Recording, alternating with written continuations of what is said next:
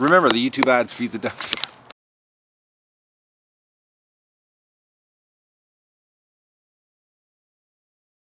Alright, it's October the 4th of the Heirloom Organic Vegetable Garden Update here. And today, well, we're going to do the final cleanup on the onions. And we'll see what we get there. And we're taking the wire off the poles here. Because this morning we had a bit of an accident. Our Muscovies are starting to fly. That's our ducks. Specifically the Muscovy. And she flew into the garden this morning. And she actually went right across the whole yard. I was in the back of the house and she started over there.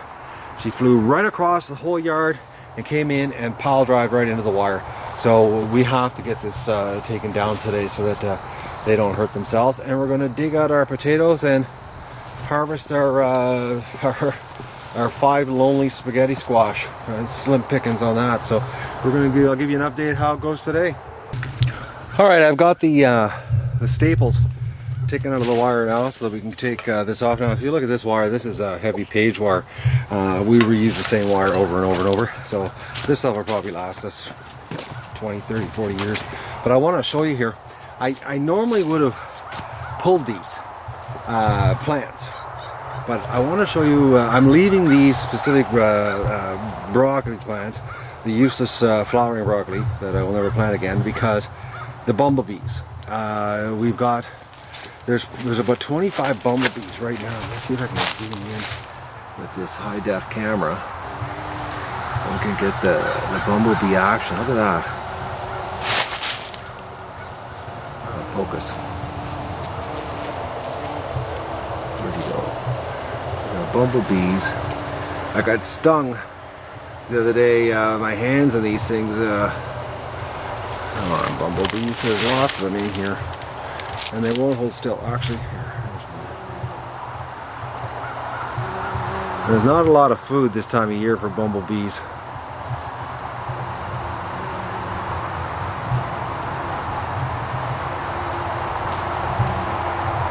So I'm leaving it for these guys because the ducks don't need it.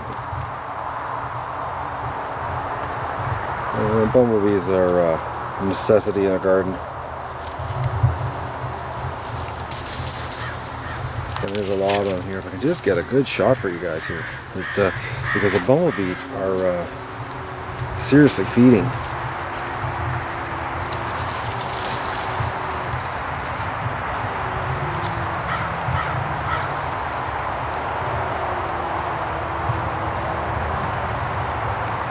The autofocus won't work that close here. I'm going to switch the focus on the camera and we'll try this again. This seems the best focus I can get for this shot here. I can't get the camera to focus on closer. But we've got some serious bumblebee action happening here.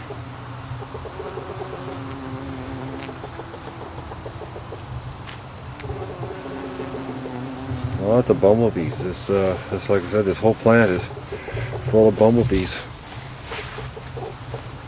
And this time of year, there's not a lot of food out there for them, so. Yeah, this guy's cleaning himself or doing something. What's he doing?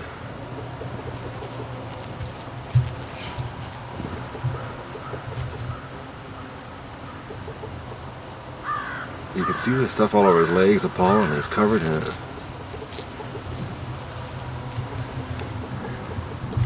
So there's our bumblebee action in our garden right now. So we're going to, this is our 5 spaghetti squash. I think last year we got 34.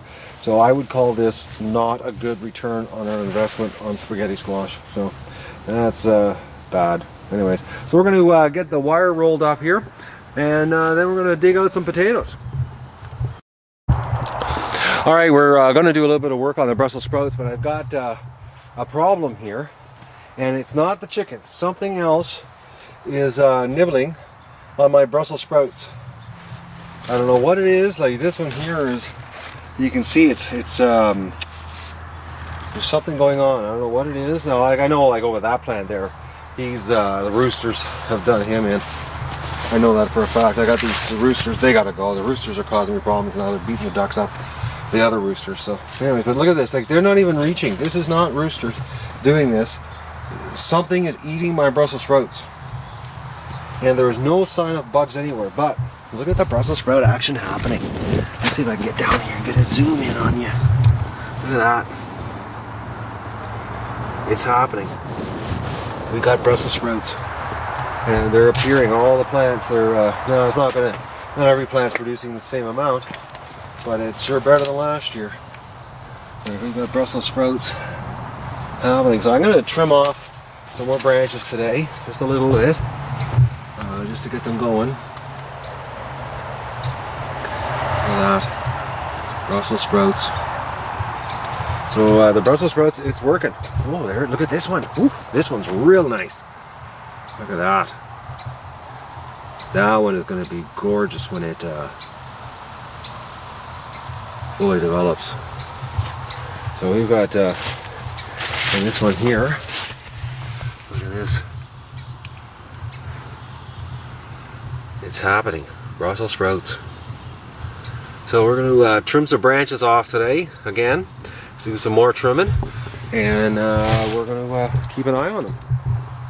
Okay, so this is how I trim the Brussels sprouts. It's very easy. You take a nice sharp knife like this. This is an extremely sharp knife, and you just take off the bottom leaves to leave on about 5 rows. On top, according to what the experts found. But this one's crazy, the amount of Brussels sprouts on it. I don't know if you can come down here with a camera and take a look. Look at this. We're talking some nice Brussels sprouts forming. We got this here. That just stops. That's a sucker that goes off the side. Look at that. Nice Brussels sprouts. I'll take that weight off too. Then I'll do another one here.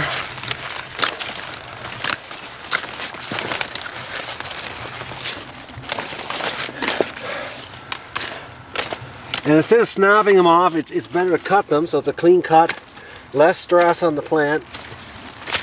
And when you break them off, it doesn't. Oh, this one's got another sucker on the side. These are just suckers that are going to start growing. So that's how I trim the plant. So if you take a look here, I'll just grab the camera from the camera person, and I've trimmed these back already. If you take a look, so you've got they're getting much taller. They're starting to get that palm tree look. And hopefully here by November they'll look like palm trees with a whole bunch of buds on them, sprout buds I mean.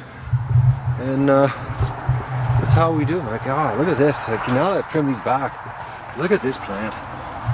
Try not to stab myself here. I got a sharp knife in my hand running a camera. But look at that.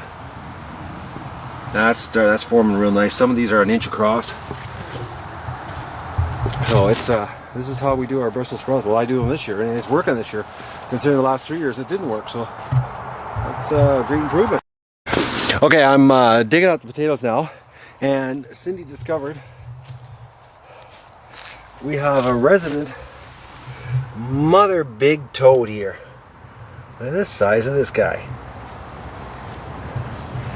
He's living in with the potatoes. Look at the size of him. He's a good sized toad. And toads are bar none the best thing for your garden. They eat every single bug that you don't want in your garden. And they love earwigs too. But look at him. He's a nice looking toad. I'm gonna get him out here. We'll see what kind of how big he is here. He's digging a hole. Unfortunately, Mr. Toad. So we're digging our potatoes up here. Oh, look at that, a hollow potato. Something hollow that one right out. Look at the size of this toad. Oh, he's a good sized guy. Look at him. He's a big one. Sorry, Mr. Toad, but we're digging the potatoes up. You're more than welcome to live here, though. Okay, we finished the potatoes. It's sad.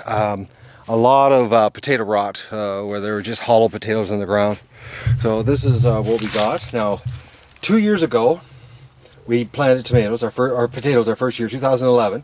And anybody that's watched our channel the whole time knows that back then I filled this wheelbarrow load to the top with potatoes. We had more potatoes than we take a stick at, and more potatoes than we'd eaten years, which ended up rotting, and we didn't eat them all. But this is what we got. So it feels like about 25, 30 pounds tops. And I dug up completely. Oh, my helper forgot some potatoes. Some left on the ground. Plus, I don't know, these are bad ones. Oh yeah, so look at like it's the rot that we were getting. Like it's something, and like some of them were completely hollow. Let me see if I can find one here for you. Yeah, this one here, like completely hollow out. So it wasn't good. So potatoes this year were a flop. Last year I didn't plant potatoes. This year I actually wanted potatoes, but we didn't plant as many potatoes as we did the very first year. This year I thought, well, we're going to get as much as we did off of one row as we did the first year. I'm only going to plant half a row because I only want half a wheelbarrow, and what do we get? An eighth of a wheelbarrow. So now let's go finish off the onions, and that'll be the update today. All right, so the onions on our harvest this year, we end up getting, and they're not as big as last year. Last year they were huge onions. They were massive, like 5-6 inches across. But these guys are a lot harder this year. They're smaller, but they're harder, and they're just as rip-roaring hot. But we end up getting, there's 33 pounds is what we end up getting this year. Plus we've eaten some already. So that should last us if we don't have a problem with them going rotten. Last year they did last us to far into spring. Actually, if my memory serves me correct, we were eating onions in the spring that were still rock hard, that hadn't gone bad. So we'll put these in a cool, dark place, and that's our supply for onions for the year, hopefully.